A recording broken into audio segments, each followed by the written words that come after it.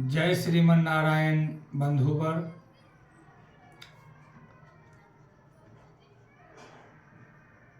हम लोग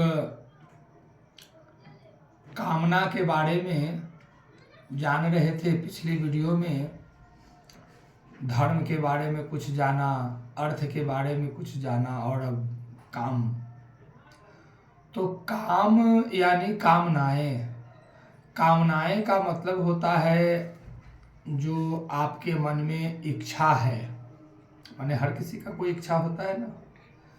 तो वही इच्छा जो है, इच्छाएं दो प्रकार की होती है, एक अच्छे और दूसरी बुरी। मन में किसी भी प्रकार के इच्छाओं का उदाहरण हो सकता है। यह मन पर डिपेंड करता है कि आप अपने मन को किस तरीके से साधते हैं। इसमें भी मैं बताऊंगा कि अपने मन को नियंत्रित कैसे करें, इसको साधना कैसे साधा जाना चाहिए। तो ये अभी हमें ये जानना है कि काम यानी कामना है क्या। तो जो मन में जो इच्छाएं होती है मित्रवर, उन इच्छाओं की पूर्ति के लिए मानव यानी मनुष्य एन केन प्रकारेण या किसी भी तरीके से लोग उसकी पूर्ति करना चाहते हैं।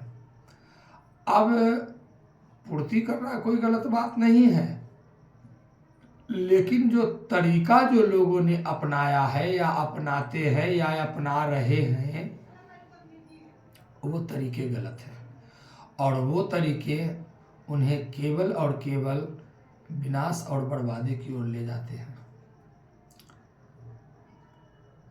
देखिए, जब मानव शरीर ईश्वर ने दिया है तो इसमें सब कुछ मिलेगा और सब कुछ है भी। जरूरत है केवल हमें अपने अंदर के आत्मज्ञान को जगाने की, चेतना को जगाने की। और जब चेतना और आत्मज्ञान जगेगा, कैसे जगेगा? उसके लिए आप अच्छे लोगों के संपर्क में रहें, अच्छी बातों का समावेश हो। आप टीवी मोबाइल भी देखते हैं तो अच्छी चीज़ों का, अच्छे अच्छे जो चैनल्स हैं जिस पर कुछ ज्ञान की बातें, जिससे कि जीवन बढ़िया से कटे, इस तरह की बातें, इंस्पायरेबल जो बातें होती है, वैसे चीज़ों को देखना चाहिए। और इन चीज़ों को देखने से हमारा मन, मस्तिष्क और दिमाग जो है बिल्कुल शांत रहता है और अच्छा रहता है।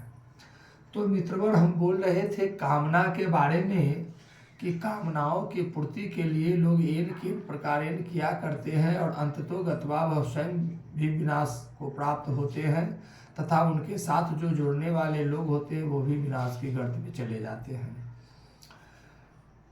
सर्वप्रथम धर्म की बात आती है। धर्म, तब अर्थ यानी पैसा, और उसके बाद ये काम। अभी हम लोग काम में चल रहे हैं, कामना। तो अगर कामनाएं यानी इच्छाएं धर्मोचित हो, यानी धर्म से संबंधित हो, और जो हम कामना करते हैं उसमें परमात्मा का नाम स्मरण हो, तो मैं निश्चित कहता हूँ कि उन कामनाओं की पूर्ति होती है। कितने लोगों ने मतलब इस बात को समझा भी होगा, समझते भी हैं। तो अगर धर्म के द्वारा जो आपका कामना है और उन कामनाओं की पूर्ति करते हैं आप अपने कर्म के द्वारा, वो अच्छे काम में की गिनती में आते हैं। और कुछ ऐसी कामनाएं जो स्वयं के लिए घातक है, उसके साथ साथ समाज के लिए घातक हो, राष्ट्र के लिए घातक हो, देश के लिए घातक हो, तो वो कामनाओं का दमन करना मनुष्य का प्रथम अधिकार है। उसको दमन कैसे करेंगे, इसके बारे में भी मैं अगली वीडियो में बताऊंगा। अभी बात चल रही है कामनाओं की। कामना तो ये वही बात है मित्रवर कि अच्छे और बुरे। अभी आपने देखा होगा कि अपने धर्म को गाली देकर, अपने संस्कृति को गाली देकर, या इनके प्रकार इन जैसे तैसे शब्दों का प्रयोग कर करके बहुत सारे लोग जो हैं जो छा रहे हैं, छाए हुए हैं। और उन्हीं सब चीज़ों को जो देखने वाले जो लोग हैं बड़े चाव से देख रहे हैं।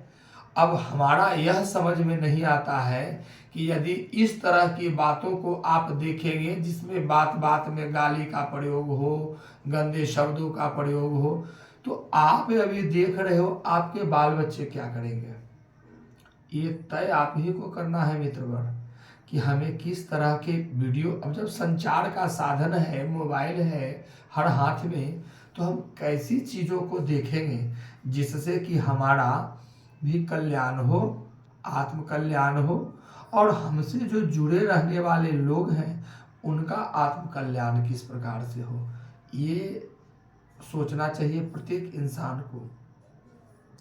लेकिन आज के इस भाग दौड़ में मित्रवर लोग बोलते हैं हमारे पास समय नहीं है। तो समय नहीं है तो जिस तरह से आप सांस लेते हैं, भोजन करते हैं, अपने घर के और अन्य क्रियाकर्म को करते हैं, कार्यों को करते हैं, उसी तरीके से बंधुवर, मित्रवर अपने धर्म के प्रति, अपने देश के प्रति, अपने राष्ट्र के प्रति और अपने माता पिता के प्रति, अपने गुरुजनों के प्रति आप कुछ कीजिए। क्या कीजिए? उस परम शक्ति जिन्हें कई रूपों में, कई नामों से लोग जानते हैं, लोग पूजते हैं, आप भी पूजते हैं, हम भी पूजते हैं, केवल उनका मनन नहीं छोड़ना है, उनका भजन नहीं छोड़ना है। और बाकी आप जैसे हैं, जहाँ हैं, जिस कर्म में लगे हुए हैं, जिससे आपका वृत्ति चलता है, उन वृत्तियों को अपने उन्हीं कामनाओं के द्वारा, कार्यों के द्वारा, कर्मों के द्वारा अच्छे तरीके से संचालित करें। और जब इस तरह का बात होगा, यानी धर्मोचित कामनाएं होंगी, तो निश्चित ही सफल होंगे, सफलता मिलेगी। और आप ही क्या, आपके साथ साथ आपका पूरा परिवार,